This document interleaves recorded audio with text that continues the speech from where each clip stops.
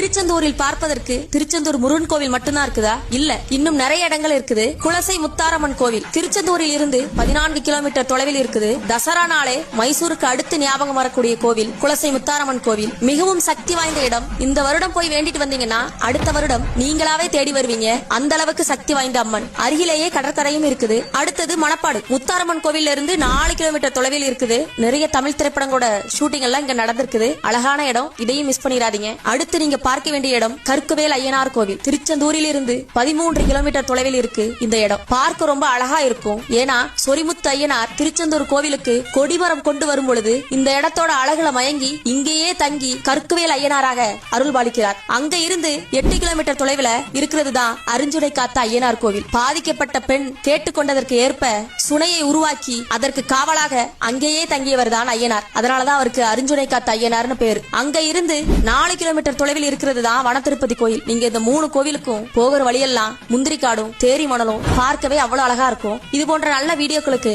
நம்ம சேனலை மறக்காம சப்ஸ்கிரைப் பண்ணி வச்சுக்கோங்க.